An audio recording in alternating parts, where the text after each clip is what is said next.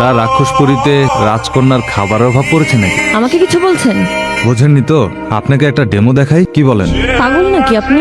আরে ধুর, এগুলো না হয় পরে বিচার করবেন। আগে আপনার আশেপাশের লোকগুলি কি একটু দেখেন না? কেন? রাক্ষস দেখাবো তাই, চুপি চুপি। আচ্ছা, কি কেমন দেখালাম রাক্ষস? আমি আগন্তুক, আপনি? আগন্তুক? এটা আবার মানুষের নাম হয় নাকি?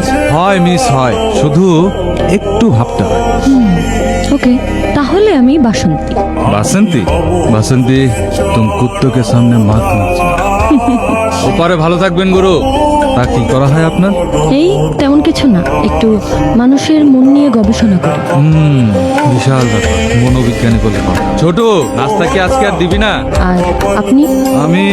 আমার আসলে তেমন কোনো কাজ নেই, বলতে পারেন শহরের এ মাথা আর এ মাথা টোটো করে শুধু ঘুরে বেড়াই। কে বলেছে এটা কোনো কাজ না? এটাকে বলা হয় চৌকিদারি। আমার বাবা এর থেকেও বেশি কিছু বলে। বলে ঘরের খেয়ে বনের মোষ তাড়ানো। তা বলছিলাম আজকে না হয় আমার সাথে বনের মোষ তাড়ানো দেখবেন? তা বনের মহিষ তাড়ানোর জন্য আজকে কি চোখের সামনে আমিই বাঁধলাম? ইয়েস মিস আগন্তুক। আগন্তুক। শুনুন, আপনার সাথে যে এত সময় বসে কথা বলেছি না, এটাই অনেক। এর থেকে বেশি আশা করাটা পাগলামি হবে আপনার জন্য। বুঝতে পেরেছি মিস, বুঝতে পেরেছি। ভরসা পাচ্ছেন। অবশ্য আপনার কোনো দোষ নেই। আজকালকার যুগের যা অবস্থা, অপরিচিত কাউকে বিশ্বাস করাটাই মুশকিল। কি আর করা, আমি একাই উঠি। প্লিজ।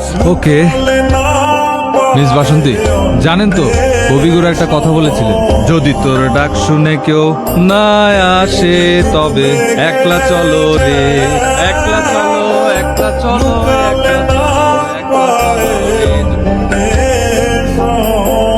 কেমন আছো বাবা? এই তো, এই জায়গায় এই যে প্যাকেট, এই প্যাকেটের ভিতর নাস্তা আছে, রুটি আছে, এই যে ডাল ভাজি, এটা নিবা, তুমি নিয়ে ঠিকভাবে খাওয়া দাওয়া করবা।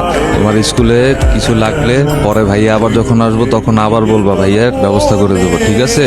এই হচ্ছে কি তোমার নাস্তা, এটা খাবা, খেয়ে তাড়াতাড়ি স্কুলে যাবে। হ্যাঁ মিস্টার আগন্তুক। আরে মিস বাসন্তী, কি আমাকে ফলো করছেন না? তখনই বলেছিলাম আসার জন্যে, কিন্তু আমাকে মানা করে দিয়েছিলেন।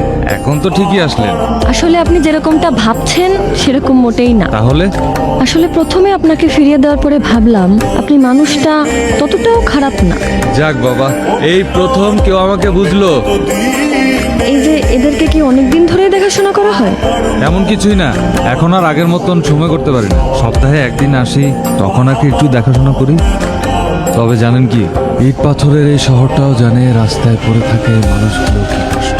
বুঝলো না শুধু শহরের কর্তাবাবুরা, তারা শুধু ভোটের হিসেবই করে গেল।